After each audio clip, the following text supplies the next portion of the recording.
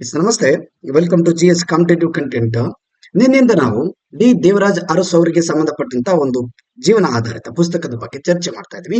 ಇದು ಸ್ವತಃ ಸರ್ಕಾರ ರಚನೆ ಮಾಡಿದಂಥದ್ದು. ನೋಡಿ, it's written by the professor GS Sadananda ಅವರು ಬರೆದಂತ ಒಂದು ಪುಸ್ತಕ. ಸೊ ಈ ವಿಚಾರಕ್ಕೆ ಸಂಬಂಧಪಟ್ಟಂಗೆ ನಾವು ಚರ್ಚೆ ಮಾಡ್ತಾ ಇದ್ವಿ.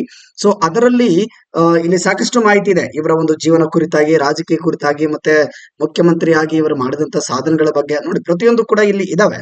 ಆದ್ರೆ ನಾವು ಇಲ್ಲಿ ನೋಡಿ ಮೈಸೂರು ಹಿಂದುಳಿದ ವರ್ಗಗಳ ಆಯೋಗದ ರಚನೆ ಮತ್ತು ಮುಖ್ಯಮಂತ್ರಿ ಹೇಳಿಕೆ ಇದರ ಕುರಿತಾಗಿ ಚರ್ಚೆ ಮಾಡ್ತಾ ಇದ್ವಿ ಅಲ್ವಾ. ಸೊ ಈಗ ಅದೇ ಒಂದು ಟಾಪಿಕ್ ಅನ್ನ ನೋಡ್ತಾ ಹೋಗೋಣ ರೀ. ಓಕೆ, ಇಲ್ಲಿದ್ರು yes welcome to this Mysuru ಹಿಂದುಳಿದ ವರ್ಗಗಳ ಆಯೋಗದ ರಚನೆ. ಇದೆಲ್ಲ ನಿನ್ನೆ ನೋಡಿದ್ವಿ ಅಲ್ವಾ. ಇದು ಆಲ್ಮೋಸ್ಟ್ ನಿನ್ನೆ ಇದರ ಬಗ್ಗೆ ಡಿಸ್ಕಸ್ ಮಾಡಿದ್ವಿ. ವಿ ಕಮ್ ಟು ದ ಈಗ ನೆಕ್ಸ್ಟ್ ಯಾವ್ದಪ್ಪ ಅಂತಂದ್ರೆ ಒಂದ್ ನಿಮಿಷ ನಿಮ್ಗೆ ತೋರಿಸ್ತೇನೆ. ಸೊ ಯಾವ ಟಾಪಿಕ್ ಇದೆ ನೆಕ್ಸ್ಟ್ ಅನ್ನೋದನ್ನ ಗೊತ್ತಾಗುತ್ತೆ. ಎಸ್ ನೋಡ್ತಾ ಹೋಗಿ. ಇಲ್ಲಿ ನಾವೀಗ ಭಾಗ 2ರಲ್ಲಿ 2 ಭಾಗ ಇದೆ ಟೋಟಲ್ ಆಗಿ. ಅಂದ್ರೆ ಇವರು ಜೀವನ ಮತ್ತು ಬದುಕು ಮತ್ತು ರಾಜಕೀಯದ ಬಗ್ಗೆ ಇದೆ ಪಾರ್ಟ್ 1 ನಲ್ಲಿ. ಪಾರ್ಟ್ 2 ಅಲ್ಲಿ ಸದನದಲ್ಲಿ ದೇವರಾಜ ಅರಸು ಅವರ ಒಂದು ಪಾತ್ರ ಏನು, ಯಾವ ತರ ಇತ್ತು ಅನ್ನೋದ್ರ ಕುರಿತಾದ ಮಾಹಿತಿ ಇದೆ. ಸೊ ಹಾಗಾಗಿ ನಾವು ಇಲ್ಲಿ ಡೈರೆಕ್ಟ್ ಆಗಿ ಎಲ್ಲಿಗೆ ಬರೋಣ ಅಂತಂದ್ರೆ ನೋಡಿ, ಪರಿಶಿಷ್ಟ ಜಾತಿ ಪಂಗಡ ಬಡ್ತಿಯಲ್ಲಿ ಮೀಸಲಾತಿ ಕುರಿತು ಡಿ ದೇವರಾಜ ಅರಸು ಅವರ ಅಭಿಪ್ರಾಯಗಳು ಏನು, ಅವರ ಒಂದು ಜೀವನದಲ್ಲಿ ಆದಂತ ಇದರ ವಿಚಾರವಾಗಿ ಘಟನೆ ಏನು ಅನ್ನೋದನ್ನು ಕೂಡ ನೋಡ್ತಾ ಹೋಗೋಣ. ಪರಿಶಿಷ್ಟ ಜಾತಿ ಪರಿಶಿಷ್ಟ ಪಂಗಡ ರಾಜ್ಯ ಸರ್ಕಾರದಲ್ಲಿ ಅಸಮರ್ಪಕವಾದ ಒಂದು ಪ್ರಾತಿನಿಧ್ಯದ ಬಗ್ಗೆ ಕೂಡ ನಿಮ್ಗೆ ಹೇಳಲಿಕ್ಕೆ ನಡೀತೆ. ಓಕೆನಾ, ಇಸ್ ವಿಲ್ ಡಿಸ್ಕಸ್ ರೀ. ನೋಡ್ತಾ ಹೋಗೋಣ. 7ನೇದು ಓಕೆನಾ. ಎಸ್ ಲಾಸ್ಟ್ ಇದೆ ಆಲ್ಮೋಸ್ಟ್.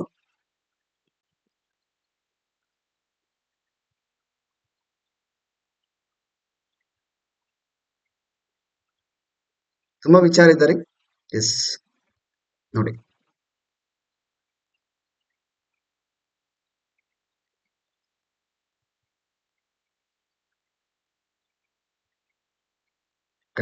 ನಿನ್ನೆಲ್ಲ ನೀವು ನೋಡಿದ್ರಲ್ವಾ, ಸ್ವಲ್ಪ ಅದನ್ನ ಇನ್ನೊಂದ್ಸಲ ರಿವಿಷನ್ ಮಾಡ್ಕೊಳ್ಳಿ. ಇಲ್ಲಿ ನಮಗೆ 3ನೇ ಚಾಪ್ಟರ್ ಇದೆ.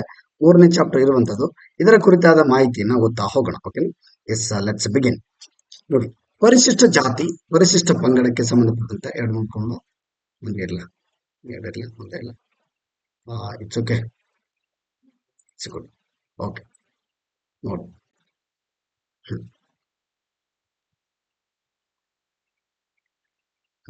ಪರಿಶಿಷ್ಟ ಜಾತಿ ಪರಿಶಿಷ್ಟ ಪಂಗಡ ಮೀಸಲಾತಿ ಚರ್ಚೆ. 28 ಮಾರ್ಚ್ 1978 ಈ ದೇವರಾಜ ಅರಸು ಭಾರತದ ಒಂದು ಸಂವಿಧಾನ ಪರಿಶಿಷ್ಟ ಜಾತಿ ಪಂಗಡಗಳ ಮತ್ತು ಹಿಂದುಳಿದ ವರ್ಗಗಳ ಜನರನ್ನು ನಾಗರಿಕ ಸೇವೆಗಳಿಗೆ ನೇಮಕ ಮಾಡಿಕೊಳ್ಳಲು ಒಂದು ಮೀಸಲಾತಿಯನ್ನ ಒದಗಿಸಿದೆ. ನಾಗರಿಕ ಸೇವೆಗಳಿಗೆ ಅಂದ್ರೆ ಈ SC ST ಮತ್ತು OBCಗಳಿಗೆ ಸಿವಿಲ್ ಸರ್ವಿಸ್ ಒಂದು ಹುದ್ದೆಗಳಿಗೆ ಸಂಬಂಧಪಟ್ಟಂತ ಮೀಸಲಾತಿಯನ್ನ ನೇಮಕ ಮಾಡಿಕೊಳ್ಳೋದಕ್ಕೆ ಒಂದು ಆಯೋಗವನ್ನ ರಚನೆ ಮಾಡಿದ್ರು ಅಂತ. ಅದಾದ ನಂತರ ಅದಕ್ಕನುಗುಣವಾಗಿ ಭಾರತ ಸರ್ಕಾರ ಮತ್ತು ಎಲ್ಲಾ ರಾಜ್ಯ ಸರ್ಕಾರಗಳು ನಿಯಮಗಳನ್ನು ರಚಿಸಿಕೊಂಡು ಪರಿಶಿಷ್ಟ ಜಾತಿ ಪಂಗಡಗಳಿಗೆ ಸೇರಿದ ಜನರಿಗೆ ನೇಮಕಾತಿಗಳಿಗಾಗಿ ಮೀಸಲಾತಿಯನ್ನ ಒದಗಿಸಲಾಗ್ತದೆ. ಜೊತೆಗೆ ನಮ್ಮ ರಾಜ್ಯದಲ್ಲಿ ಕ್ರಮವಾಗಿ ಪರಿಶಿಷ್ಟ ಜಾತಿಯವರಿಗೆ 15%, ಜೊತೆಗೆ ಇಲ್ಲಿ ನೋಡಿ ಪಂಗಡದವರಿಗೆ ಪರಿಶಿಷ್ಟ ಪಂಗಡದವರಿಗೆ 3%. ಈ ನೇಮಕಾತಿಯಲ್ಲಿ ನೇರ ನೇಮಕಾತಿ ಮಾಡುವ ಮೂಲಕ ಹುದ್ದೆಗಳಿಗೆ ಮೀಸಲಿಸಲಾಗಿದೆ ಅಲ್ವಾ. ಇದೆಲ್ಲ ಈಗಿರ್ತಕ್ಕಂಥ ಪ್ರೆಸೆಂಟ್ ರಿಸರ್ವೇಶನ್ ನಿಮ್ಗೆ ಗೊತ್ತಿದೆ. ಅದು ನೋಡಿ, ರಾಜ್ಯ ನಾಗರಿಕ ಸೇವೆಗಳಿಗೆ ವರ್ಗ 1 ಕ್ಯಾಟಗರಿ 1 ಅಲ್ವಾ, ಕ್ಯಾಟಗರಿ 1 ಕ್ಯಾಟಗರಿ 2 ಈ ಒಂದು ನೋಡಿ ಹುದ್ದೆಗಳಲ್ಲಿ 5% ಕಡಿಮೆ ಮಾಡುವ ಒಂದು ನಿರೀಕ್ಷೆ ಇತ್ತು. ಓಕೆನಾ. ಹಾಗೆ ಇದೇ ಸೇವೆಗಳಲ್ಲಿ ಪರಿಶಿಷ್ಟ ಪಂಗಡದವರ ಶೇಕಡವಾರು ಪ್ರಮಾಣ 1% ನೋಡಿ, 1% ಯಾರ ಪ್ರಮಾಣ? ಪರಿಶಿಷ್ಟ ಪಂಗಡ ಅಂದ್ರೆ ST, ಪರಿಶಿಷ್ಟ ಪಂಗಡ ಅಂದ್ರೆ ST, ಪರಿಶಿಷ್ಟ ಜಾತಿ ಅಂದ್ರೆ SC ಅಷ್ಟೇ. ಓಕೆನಾ. ಲೆಟ್ಸ್ ನೋಡಿ, ಇದಕ್ಕೆ ಅನುರೂಪವಾಗಿ ಕ್ಯಾಟಗರಿ 3 ಓಕೆನಾ, ಕ್ಯಾಟಗರಿ 3 ಹುದ್ದೆಗಳಲ್ಲಿ ಪರಿಶಿಷ್ಟ ಜಾತಿ ಮತ್ತು SC ಮತ್ತು ST ಪ್ರಮಾಣ 7.5 0.5 ಇದೆ. ಅಂದ್ರೆ ನೋಡಿ, ಇಲ್ಲಿ ಲೆಕ್ಕ ಹಾಕಿ, ತುಂಬಾ ಇಂಪಾರ್ಟೆಂಟ್ ಇದೆ ಈ ವಿಚಾರ. ನಾನು ಹೇಳ್ತೀನಿ ನೋಡಿ, ನಾಳೆ ಎಕ್ಸಾಮ್ ಅಲ್ಲಿ ಈ ಪಾಯಿಂಟ್ ಮಾತ್ರ ಬರುವ ಸಾಧ್ಯತೆ ಇದೆ, ಬಿಕಾಸ್ ತುಂಬಾ ಇಂಪಾರ್ಟೆಂಟ್. ಈಗ ಒಳ ಮೀಸಲಾತಿ ಅಂತ ಬರ್ತಾ ಇದೆ SC ಪಂಗಡದಲ್ಲಿ, ಮತ್ತೆ ಒಳ ಮೀಸಲಾತಿ ಬಗ್ಗೆ ನಾನು ನಿಮ್ಗೆ ಒಂದು ವಿಡಿಯೋ ಮಾಡ್ತೇನೆ. ಅದ್ರ ಬಗ್ಗೆ ನಾನು ಕುರಿತಾಗಿ ಚರ್ಚೆ ಮಾಡಿಲ್ಲ. ಸೊ ಅದು ತುಂಬಾ ಇಂಪಾರ್ಟೆಂಟ್ ಇರ್ತಕ್ಕಂಥ ಟಾಪಿಕ್. ಇಲ್ಲಿವರೆಗೂ ಆ ಟಾಪಿಕ್ ಅನ್ನ ನಾನು ತಂದಿಲ್ಲ. ಎನಿಯೋ ಬಿಕಾಸ್ ಇದು OBC ಒಂದು ಎಕ್ಸಾಮ್ ಆದ್ದರಿಂದ ಅದ್ರ ಬಗ್ಗೆ ಅಷ್ಟಾಗಿ ಕೇಳಲಿಕ್ಕಿಲ್ಲ ಅನ್ನೋ ಒಂದು ಕಾರಣಕ್ಕೆ ನಾನು ಮಾಡಲಿಲ್ಲ. ಸೊ ಎನಿಯೋ ಅದು ಎಕ್ಸಾಮ್ ಅಲ್ಲಿ ಕೇಳಬಹುದು, ಏನ್ ತೊಂದರೆ ಇಲ್ಲ. ಯಾಕಂದ್ರೆ SC ST ಬಗ್ಗೆ ಕೂಡ ರಿಸರ್ವೇಶನ್ ಅಂತ ಬಂದಾಗ ಅದು ಇಂಪಾರ್ಟೆಂಟ್ ಆಗುತ್ತೆ. ದಟ್ಸ್ ವೈ ವಿಲ್ ಡಿಸ್ಕಸ್ ಒಂದ್ ಕ್ಲಾಸ್ ಅಲ್ಲಿ ನಾವು ಮಾಡೋಣ ಅದನ್ನು. Okay, don't very. ನೋಡಿ, ರಾಜ್ಯ ಸರ್ಕಾರಗಳ ಕೆಲ ಸಂದರ್ಭಗಳಲ್ಲಿ ಇಂದಿನದನ್ನು ಪರಿಗಣಿಸಿಕೊಂಡು ಪರಿಶಿಷ್ಟ ಜಾತಿ ಪಂಗಡದವರಿಗೆ ಪರಿಶಿಷ್ಟ ಜಾತಿ ಪಂಗಡದವರಿಗೆ ನೋಡಿ, ಆಮ್, ಇಲ್ಲಿ ಸಮ ಪ್ರಮಾಣದ ಪ್ರತಿನಿಧಿತ್ವವನ್ನು ಅದರಲ್ಲಿಯೂ ಉನ್ನತ ಹಂತದ ಹುದ್ದೆಗಳಲ್ಲಿ ನೀಡಲು ಕೆಲ ಕ್ರಮಗಳನ್ನು ತೆಗೆದುಕೊಳ್ಳಲಾಗುವುದು. ವೇಳೆ ನಾವು ರಾಜ್ಯದ ಎಲ್ಲಾ ಶ್ರೇಣಿಯ ನಾಗರಿಕ ಸೇವೆಗಳಲ್ಲಿ ಪರಿಶಿಷ್ಟ ಜಾತಿ ಪರಿಶಿಷ್ಟ ಪಂಗಡದವರಿಗೆ ಸಾಕಷ್ಟು ಪ್ರಾತಿನಿಧ್ಯ ಕೊಡಲು ಕೇವಲ ನೇರ ನೇಮಕಾತಿ ವ್ಯವಸ್ಥೆಯ ಮೇಲೆ ಅವಲಂಬಿತರಾದರೆ ವಾಸ್ತವವಾಗಿ ಈ ಪ್ರಕ್ರಿಯೆಗೆ ಅನೇಕ ವರ್ಷಗಳೇ ಬೇಕಾಗಬಹುದು. ಆ ಕಾರಣ ದಿಸೆಯಿಂದ ರಾಜ್ಯ ಸರ್ಕಾರ ಯೋಚಿಸಿರುವುದೇನೆಂದರೆ, ಈ ದುರ್ಬಲ ವರ್ಗಗಳಿಗೆ ಜನರು ಸಾಕಷ್ಟು ಪ್ರಾತಿನಿಧ್ಯವನ್ನು ಎಷ್ಟು ಬೇಗ ಸಾಧ್ಯವೋ ಅಷ್ಟು ಬೇಗ ಶೀಘ್ರವಾಗಿ ಎಲ್ಲಾ ಶ್ರೇಣಿಗಳಲ್ಲಿ ನಿರ್ದಿಷ್ಟವಾಗಿ ಉನ್ನತ ಹುದ್ದೆಗಳಲ್ಲಿ ಪಡೆಯುವಂತಾಗಬೇಕು. ಹಾಗಾಗಿ ಈಗ ನಾವು ತೀರ್ಮಾನಿಸಿದ್ದೇನಂತಂದ್ರೆ, ಪರಿಶಿಷ್ಟ ಪಂಗಡದ ಜನರಿಗೆ ಸಂಬಂಧಿಸಿದಂತೆ ಮೀಸಲಾತಿ ಬಡ್ತಿಯನ್ನ ದೃಷ್ಟಿಯಿಂದಲೂ ಕೂಡ ಮಾಡಲಾಗುವುದು. ಎಲ್ಲಿ ನೇರ ನೇಮಕಾತಿ ಪ್ರಮಾಣವು 66.2ಕ್ಕಿಂತ ಎರಡಕ್ಕಿಂತ ಕಡಿಮೆ ಇರುವುದೋ ಅಂತ ಕಡೆ ಎಲ್ಲಾ ಶ್ರೇಣಿ ಸೇವೆಗಳಲ್ಲಿ ಬಡ್ತಿಯ ಮೂಲಕ ಹುದ್ದೆಗಳಲ್ಲಿ ತುಂಬಲು ಮೀಸಲಾತಿಯನ್ನ ಒದಗಿಸಲಾಗುವುದು. ತುಂಬಾ ಇಂಪಾರ್ಟೆಂಟ್ ಆಗಿದೆ ನೋಡಿ. ಎಷ್ಟೋ 62.2ಕ್ಕಿಂತ 2/3 ಓಕೆನಾ, ಅಂದ್ರೆ 3/2. ಇದಕ್ಕೆ ಇಷ್ಟೇನಾದ್ರು ಕಡಿಮೆ ಇರುವುದು ಇಂಥ ಟೈಮಲ್ಲಿ ಕಡಿಮೆ ಇದ್ರೆ ಆ ಟೈಮಲ್ಲಿ ಇಂಥ ಕಡೆ ಎಲ್ಲಾ ಒಂದು ವರ್ಗದವರಿಗೆ ಅಂದ್ರೆ ಶ್ರೇಣಿಯ ಸೇವೆಗಳಲ್ಲಿ ಬಡ್ತಿ ಮೂಲಕ ಹುದ್ದೆಗಳಲ್ಲಿ ತುಂಬುವ ಮೀಸಲಾತಿಯನ್ನು ಒದಗಿಸಲಾಗುವುದು ಅಂತೇಳಿ ನೆನಪಿರ್ಲಿ. ಸೊ ಇಂಥ ಮೀಸಲಾತಿ ಒಂದು ಬಡ್ತಿ ಹುದ್ದೆಗಳಿಗೆ ಸಂಬಂಧಿಸಿದಂತೆ ಪರಿಶಿಷ್ಟ ಜಾತಿ ಎಷ್ಟು 15%, ಪರಿಶಿಷ್ಟ ಪಂಗಡದವರಿಗೆ 3% ಪ್ರಮಾಣದಷ್ಟು ಇರುತ್ತದೆ. ರಾಜ್ಯ ಸರ್ಕಾರ ಆಶಿಸುವುದೇನೆಂದ್ರೆ ಬಡ್ತಿಯ ಹುದ್ದೆಗಳಲ್ಲಿ ಮೀಸಲಾತಿಗೆ ಅವಕಾಶ ಕಲ್ಪಿಸುವುದರ ಮೂಲಕ ರಾಜ್ಯದ ನಾಗರಿಕರಿಗೆ ಸೇವೆಗಳ ಎಲ್ಲಾ ಶ್ರೇಣಿಗಳಲ್ಲಿ, ಅದರಲ್ಲೂ ಮುಖ್ಯವಾಗಿ ತ್ರಾಂಕಿತ ಶ್ರೇಣಿಯ ಹುದ್ದೆಗಳಿಗೆ ಪರಿಶಿಷ್ಟ ಜಾತಿ ಪಂಗಡ ಅಭ್ಯರ್ಥಿಗಳು ಹೆಚ್ಚು ಪ್ರಾತಿನಿಧ್ಯ ಹೊಂದುವಂತೆ ಕ್ರಮವನ್ನು ತೀವ್ರಗೊಳಿಸಲಾಗುವುದು. ಇಲ್ಲಿ ನೋಡ್ತಾ ಹೋಗೋಣ. ಇಲ್ಲಿ ಎಸ್ ಆರ್ ಬೊಮ್ಮಾಯಿ ನಿಮ್ಗೆ ಗೊತ್ತಿದೆ, ಬಸವರಾಜ ಬೊಮ್ಮಾಯಿ ಇದ್ರಲ್ವಾ, ಈ ಮಾಜಿ ಮುಖ್ಯಮಂತ್ರಿಗಳು, ಈಗ ಪ್ರಸ್ತುತ ಹಾವೇರಿಯ MP, ರೈಟ್, ಆ ಒಂದು ಭಾಗದ MP ಯಾರು, ಬಸವರಾಜ ಬೊಮ್ಮಾಯಿ. ಸೊ ಅವರ ತಂದೆ ಎಸ್ ಆರ್ ಬೊಮ್ಮಾಯಿ.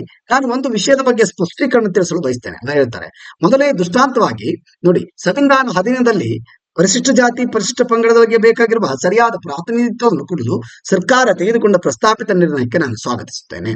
ಹಾಗೆ ಇದೇ ಸಂದರ್ಭದಲ್ಲಿ ಈ ಉದ್ದೇಶಿತ ನಿಯಮಗಳು ಯಾವಾಗ ಜಾರಿಗೆ ಬರುತ್ತವೆ ಎಂದು ತಿಳಿಯಲು ಬಯಸುತ್ತೇನೆ. ನೋಡಿ, ಬಸವರಾಜ ಬೊಮ್ಮಾಯಿ ಅವರ ತಂದೆ ಆಗಿರ್ತಕ್ಕಂಥ ಎಸ್ ಆರ್ ಬೊಮ್ಮಾಯಿ ಅವರು ಹೇಳಿದಂತ ಒಂದು ತೀರ್ಪಿದು, ಓಕೆನಾ, ಮಾತಿದು. ಸೊ ಅದಾದ ನಂತರ JH ಪಾಟೀಲ್ ಅವರು ಒಂದು ಮಾತನ್ನು ಹೇಳ್ತಾರೆ ನೋಡಿ, ರಾಜ್ಯ ಸರ್ಕಾರ ಕೆಲವು ಸಂದರ್ಭದಲ್ಲಿ ಹಿಂದಿನ ಕ್ರಮಗಳನ್ನು ಪರಿಗಣಿಸಿಕೊಂಡು ಪರಿಶಿಷ್ಟ ಜಾತಿ SC/ST ಗಳಿಗೆ ಸಾಕಷ್ಟು ಪ್ರಾತಿನಿಧ್ಯವನ್ನು ಕೊಡಲು, ಅದರಲ್ಲಿಯೂ ನಿರ್ದಿಷ್ಟವಾಗಿ ಅದರಲ್ಲಿಯೂ ಮುಖ್ಯವಾಗಿ ಉನ್ನತ ಶ್ರೇಣಿಯ ರಾಜ್ಯ ನಾಗರಿಕ ಸೇವೆಗಳಲ್ಲಿ ಅವರಿಗೆ ಮೀಸಲಾತಿ ನೀಡಿದ ಪ್ರಮಾಣಕ್ಕಿಂತಲೂ ತುಂಬಾ ಕಡಿಮೆ ಇದ್ದರೆ ಇದರಿಂದ ಕಂಡು ಬರುವುದೇನೆಂದ್ರೆ ಪರಿಶಿಷ್ಟ ಜಾತಿಗಳ ಒಂದು ಸಂಖ್ಯೆ ಸಾಕಷ್ಟು ಪ್ರಾತಿನಿಧ್ಯವನ್ನು ನೀಡಲು ಪರಿಗಣಿಸುತ್ತದೆ ಅಂತ ಹೇಳಿ ಇವ್ರು ಏನ್ ಹೇಳ್ತಾರೆ ಅಂತಂದ್ರೆ, ಇಲ್ಲಿ ಪರಿಶಿಷ್ಟ SC/ST ಗಳಿಗೆ ಅವರ ಒಂದು ಕೆಲವು ಹುದ್ದೆಗಳಲ್ಲಿ ಏನ್ ಚರ್ಚೆ ಆಗುತ್ತೆ ಅಂತಂದ್ರೆ, ಕೆಲವು ಹುದ್ದೆಗಳು ಟ್ಯಾಲೆಂಟ್ ಆಧಾರಿತವಾಗಿನೇ ಇರ್ತವ್ರೆ, ರಿಸರ್ವೇಶನ್ ಅವಶ್ಯಕತೆ ಇರುವುದಿಲ್ಲ ಅಲ್ಲಿ. ಈಗ ಫಾರ್ ಎಕ್ಸಾಂಪಲ್ ನೋಡಿ, ಹೇಳ್ಬೇಕಂದ್ರೆ ಸೈಂಟಿಸ್ಟ್ ಆಗ್ಬೇಕ್ರಿ ಇಸ್ರೋದಲ್ಲಿ, ಅಥವಾ ಯಾವುದೋ ಒಂದು ಆರ್ಮಿಯಲ್ಲಿ ಚೀಫ್ ಆಗ್ಬೇಕ್ರಿ. ಸೊ ಅಲ್ಲಿ ಹುದ್ದೆಗಳಲ್ಲಿ ರಿಸರ್ವೇಶನ್ ಇರಬಾರ್ದಂತಲ್ಲಿ, ಬಿಕಾಸ್ ಏನಂತಂದ್ರೆ ಟ್ಯಾಲೆಂಟ್ ಬೇಕಾಗುತ್ತೆ ಅಲ್ಲಿ. ಹಾಗಾಗಿನೇ ನೋಡಿ, ಈಗ ಪ್ರಧಾನ ಮಂತ್ರಿಗಳು ಆಗ್ಬೇಕಂತಂದ್ರು, ಮುಖ್ಯಮಂತ್ರಿ ಆಗ್ಬೇಕಂತ ಟ್ಯಾಲೆಂಟ್ ಬೇಕಲ್ಲಿ.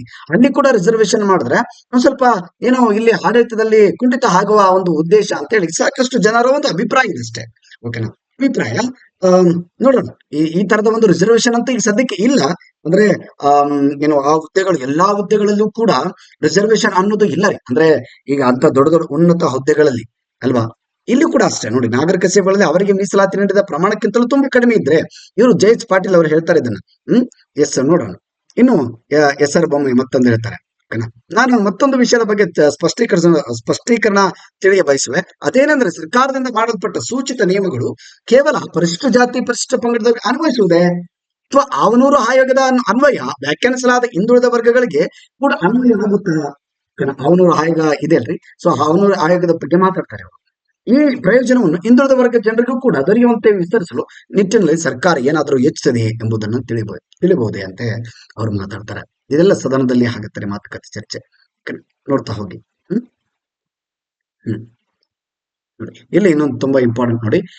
ಸಿಎಂ ಆರ್ಮುಗಂ, ಶ್ರೀ ಸಿಎಂ ಆರ್ಮುಗಂ ಮೊನ್ನೆ ಮುಖ್ಯಮಂತ್ರಿಗಳು ಮಾಡಿದ ಹೇಳಿಕೆಯನ್ನು ನಾನು ಸ್ವಾಗತಿಸುವೆ. ಓಕೆನಾ. ಮತ್ತೆ ಸಿಎಂ ಅಂದ್ರೆ ಇವ್ರು ಚೀಫ್ ಮಿನಿಸ್ಟರ್ ಅಲ್ರಿ. ಸಿಎಂ ಆರ್ಮುಗಂ ಅನ್ನೋ ಒಬ್ಬ ವ್ಯಕ್ತಿ ಸದನದಲ್ಲಿ ಮಾತಾಡ್ತಾ ಇದ್ದಾನೆ, ಸದನದಲ್ಲಿ. ಓಕೆನಾ. ಅವಾಗ ವಿಧಾನಸಭಾ ಸದಸ್ಯರಿರ್ತಾರೆ. ನಾನು ಹೇಳುತ್ತೇನೆ, ಬಡ್ತಿಯಲ್ಲಿ ಮೀಸಲಾತಿಯನ್ನು ಕಲ್ಪಿಸುವ ನಿರ್ಣಯ ತೆಗೆದುಕೊಂಡಿದ್ದರಲ್ಲಿ ನಮ್ಮ ರಾಜ್ಯ ಸರ್ಕಾರವೇ ಮೊದಲನೇದು ಎಂದು ಹೇಳುವೆ. ಬಡ್ತಿಯಲ್ಲಿ ಅಂದ್ರೆ ಈಗ ಪ್ರಮೋಷನ್, ಬಡ್ತಿ ಅಂದ್ರೆ ಪ್ರಮೋಷನ್ ಅಲ್ಲೂ ಕೂಡ ಮೀಸಲಾತಿ ಇರಬೇಕು ಅನ್ನೋ ಚರ್ಚೆ ಆಗ್ತಾ ಇರುತ್ತೆ. ಈ ಕಾರಣಕ್ಕಾಗಿನೇ ಇವರು ಈ ಮಾತನ್ನ ಹೇಳ್ತಾರೆ. ಬಡ್ತಿಯಲ್ಲಿ ಮೀಸಲಾತಿ ಕೊಡೋದು ಮೇ ಬಿ ನಮ್ಮ ಒಂದು ರಾಜ್ಯ ಸರ್ಕಾರವೇ ಮೊದಲು ಮಾಡ್ತಾ ಇದೆ, ಆತರ ಇಲ್ಲ, ಆತರ ಮಾಡಬಾರ್ದು ಅನ್ನೋದು ಇವರ ಅಭಿಪ್ರಾಯ. ಓಕೆ. ನಮ್ಮ ಸಂವಿಧಾನವು 29 ವರ್ಷಗಳ ಹಿಂದೆ ಜಾರಿಗೆ ಬರುತ್ತೆ. ಓಕೆ. ಆದ್ರೆ ಇಡೀ ದೇಶದಲ್ಲಿ ಪರಿಶಿಷ್ಟ ಜಾತಿ ಅಂದ್ರೆ SC ST ಪ್ರಾತಿನಿಧ್ಯವು IAS ನಲ್ಲಿ ಕೇವಲ 1.5%, IPS ನಲ್ಲಿ 2.2%, ವರ್ಗ 1ರ ಹುದ್ದೆಗಳಲ್ಲಿ 3%, ವರ್ಗ 3ಯಲ್ಲಿ 4%. ನೋಡಿ, ಇವೆಲ್ಲ ಡಾಟಾಗಳು ತುಂಬಾ ಇಂಪಾರ್ಟೆಂಟ್ ಆಗ್ತಾವ್ರಿ. ಅದಾದ ನಂತರ ನೋಡಿ 7ರಷ್ಟಿದೆ. ಎಷ್ಟಿದೆ ನೋಡಿ, ವರ್ಗ 4ರಲ್ಲಿ 7%. 29 ವರ್ಷಗಳು ಕಳೆದರೂ ಈ ವರ್ಗದ ಜನರು 18ರ ಮಟ್ಟಕ್ಕೆ ಬರಲಾಗಿಲ್ಲ. ವರ್ಗ 4ರಲ್ಲಿ ಹುದ್ದೆಗಳಲ್ಲೂ ಇವರಿಗೆ ಸಾಕಷ್ಟು ಪ್ರಾತಿನಿಧ್ಯ ಇಲ್ಲ. TBS ಅಂದ್ರೆ ನೋಡಿರ್ಬೋದು, TBS ಪ್ರವಾಸಿ ತಂಗುದಾಣ. ನಂತರ TBS ನಲ್ಲಿ ಅಡುಗೆ ಮಾಡುವ ಹುದ್ದೆಗಳನ್ನು ಕೂಡ ಪರಿಶಿಷ್ಟ ಜಾತಿಯವರಿಗೆ ನೀಡಲಾಗಿಲ್ಲ. ಸಫಾಯಿ ಕರ್ಮಚಾರಿ, ಸ್ವೀಪರ್ ಅಂದ್ರೆ ಇದೆಲ್ಲ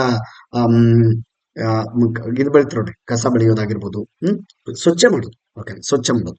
ಸೊ ಸ್ವಚ್ಛತೆಗೆ ಸಂಬಂಧಪಟ್ಟಂಗೆ.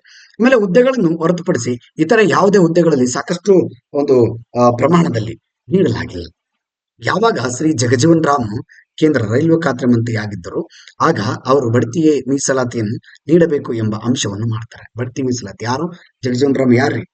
ರೈಲ್ವೆ ಖಾತೆ ಸಚಿವರಾಗಿದ್ರು. ಯಾವಾಗ? ಇವ್ರು ಯಾರು ಅಂತಂದ್ರೆ SC ಕಮ್ಯುನಿಟಿ ಅವರು. ನೆನಪಿರ್ಲಿ, SC ಕಮ್ಯುನಿಟಿಗೆ ಸಂಬಂಧಪಟ್ಟಂತವ್ರು. ರೈತರಿಗೆ ಸಂಬಂಧಪಟ್ಟ ಹಸಿರು ಕ್ರಾಂತಿ ಹರಿಕಾರ ಅಂತ ಕೂಡ ಕರೀತಾರೆ ನನ್ನ ಕೆಲವು ಕಡೆ. ಎನಿಹೌ, ಆದ್ರೆ ಕೆಲವು ಜನರು ಈ ವಿಷಯವನ್ನು ಹೈಕೋರ್ಟ್ ಮತ್ತು ಸುಪ್ರೀಂ ಕೋರ್ಟ್ಗೆ ತೆಗೆದುಕೊಂಡು ಹೋಗ್ತಾರೆ.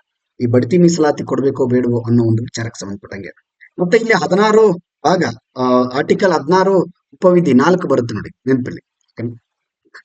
ಎಸ್, ದಿಸ್ ಇಸ್ ಅಬೌಟ್ ಏನಪ್ಪಾ ಅಂತಂದ್ರೆ ಇಲ್ಲಿರ್ತಕ್ಕಂಥದ್ದು ಶಾಮಣ್ಣ ಅವರು ತಮ್ಮ ಒಂದು ಹೇಳಿಕೆ ಪ್ರಕಾರ ಹೇಳ್ತಾರೆ. ದೇವರಾಜ ಅರಸು ಅವರು ಹೇಳ್ತಾರೆ ನೋಡಿ, ಸ್ವಾಮಿ, ನಮ್ಮ ಮಾನ್ಯ ಸದಸ್ಯರು ಕೆಲವು ವಿವರಣೆಗಳನ್ನ ಕೇಳಿದ್ದಾರೆ. ಅವ್ರು ಇವರೆಲ್ಲ ಮಾತಾಡಿದ್ರಲ್ವಾ, ಇವರೆಲ್ಲ ಮಾತಾಡೋದಕ್ಕೆ ಇವರು ಉತ್ತರ ಕೊಡ್ತಾರೆ. ಓಕೆನಾ. ಜೊತೆಗೆ ನಮ್ಮ ಅವರು ಇನ್ನು ಒಬ್ಬೊಬ್ಬ ಸದಸ್ಯರು ಸತ್ಕಾರ ಮಾಡಿರುವ ಕೆಲಸವನ್ನು ಮೆಚ್ಚಿದ್ದಾರೆ. ಅದಕ್ಕಾಗಿ ಅವರೆಲ್ಲರೂ ಅಭಿನಂದನೆಗಳು. ಈ ಡೈರೆಕ್ಟ್ ರಿಕ್ರೂಟ್ಮೆಂಟ್ ಎಂದು ಹೇಳುವಾಗ, ಅಂದ್ರೆ ನೇರ ನೇಮಕಾತಿ ಎಂದು ಹೇಳುವಾಗ ಶ್ರೀಮಾನ್ಯ JH ಪಾಟೀಲ್ ಅವರು ಹೇಳ್ತಾರೆ ಇದ್ರ ಬಗ್ಗೆ, ಡೈರೆಕ್ಟ್ ರಿಕ್ರೂಟ್ಮೆಂಟ್ ಬಗ್ಗೆ.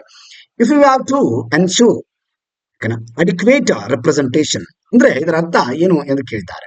ಓಕೆನಾ. ನೋಡಿ, ಇಲ್ಲಿ ಇದರ ಒಂದು ಇಷ್ಟು, ಈ ಡೈರೆಕ್ಟ್ ರಿಕ್ರೂಟ್ಮೆಂಟ್ ಕಾನೂನಲ್ಲಿ ಇಷ್ಟು ಪರ್ಸೆಂಟೇಜ್ ರೆಪ್ರೆಸೆಂಟೇಷನ್ ಎಂದು ಮಾಡಿದ್ದೇವೆ.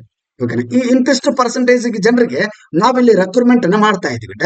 ನೇರ ನೇಮಕಾತಿಗೆ ಸಂಬಂಧಪಟ್ಟಂಗೆ ಮಾಡಿದರೂ ಕೂಡ ಈ ರಿಕ್ರೂಟ್ಮೆಂಟ್ ಮಾಡುವಾಗ ಕೆಲವು ಸಂದರ್ಭದಲ್ಲಿ ಕ್ಲಾಸ್ 3 ಆಗಿರ್ಬೋದು, ಓಕೆನಾ, ಕೆಟಗರಿ 3, 4 ಪೋಸ್ಟ್ಗಳು ಏನಿವೆ ಅದರಲ್ಲಿ ರಿಕ್ರೂಟ್ಮೆಂಟ್ ಕಾಲಕ್ಕೆ ನಡೆಯದೆ ಆಯಾ ಇಲಾಖೆಗೆ ಸಂಬಂಧಪಟ್ಟಂತ ಅಧಿಕಾರಿಗಳು ತಮ್ಮ ಇಚ್ಛೆಗೆ ಯಾವುದು ಸರಿ ಕಾಣ್ತೋ ಅಂತವ್ರನ್ನು ರಿಕ್ರೂಟ್ಮೆಂಟ್ ಮಾಡ್ಕೊಂಡು ಬಿಟ್ಟು ಕಾನೂನು ಅಪ್ಲಿಕೇಶನ್ ಮರೆತು ಬಿಟ್ಟು ಮಾಡಿಬಿಟ್ಟಿದ್ದಾರೆ. ಸೊ ಇದನ್ನ ಇವರು ವ್ಯಕ್ತಪಡಿಸ್ತಾರೆ. ಯಾರು? ದೇವರಾಜ ಅರಸು. ನೋಡಿ, ಅವರಿಗೆ ತಿರುಗೇಟು ಕೊಡ್ತಾರೆ. ಹೀಗೆ, ಯಾಕಂತಂದ್ರೆ ಸದನದಲ್ಲಿ ಆಗ್ತಕ್ಕಂಥ ಚರ್ಚೆ ಇದು, ರೈಟ್? ಎಸ್. ಹೀಗೆ 7ರಿಂದ 8 ವರ್ಷಗಳಿಂದಲೂ ಉಳಿದು ಬಿಟ್ಟಿದೆ ಅಂತ ಹೇಳ್ತಾ ಇದ್ದಾರೆ. ಓಕೆನಾ. ಸೊ ನೋಡ್ತಾ ಹೋಗಿ. ಕೆಲವು ಕ್ಯಾಟಗರಿಗಳಲ್ಲಿ 13-14% ಕೆಳಗಡೆ ಬಂದಿದೆ. Okay. So this is about ನೋಡಿಪ್ಪ. ಮತ್ತೆ JH ಪಾಟೀಲ್ ಅವರು ಇಲ್ಲಿ ಮಾತುಕತೆ ಆಗುತ್ತೆ, ಹೆಚ್ಚಾಗಿ ಮಾತುಕತೆ ಆಗುತ್ತೆ. ನೋಡ್ತಾ ಹೋಗಿ. ನಿಮ್ಗೆ ಸಾಧ್ಯವಾದ್ರೆ ಈ ಪುಸ್ತಕವನ್ನ ಓದಿ, ಒಳ್ಳೆ ಪುಸ್ತಕ. ಇಲ್ಲಿ ಬರೀ ಇವರ ಒಂದು ಹೇಳಿಕೆಗಳು, ಚರ್ಚೆಗಳು ಆಗ್ತವೆ, ಇಲ್ಲಿ ಅಷ್ಟೇ ಚರ್ಚೆಗಳು ಆಗ್ತವೆ. ಜೊತೆಗೆ ಇಲ್ಲಿ ಏನ್ ಮಾಡ್ತಾರೆ ನೋಡ್ತಾ ಹೋಗೋಣ. ಓಕೆ. ಎಸ್.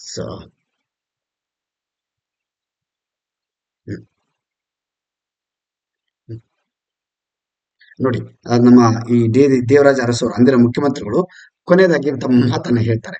ನಾನು ಮಾಡಿರೋದು ವಾಸ್ತವವಾಗಿದೆ ಅಷ್ಟೇ. ಓಕೆನಾ, ನಾನು ಮಾಡಿದ್ದು ಕರೆಕ್ಟ್ ಆಗಿದೆ ಅನ್ನೋ ರೀತಿಯಲ್ಲೇ ಮಾತಾಡ್ತಾರೆ. ಎನಿಹೌ, ಓಕೆನಾ, this is enough for today.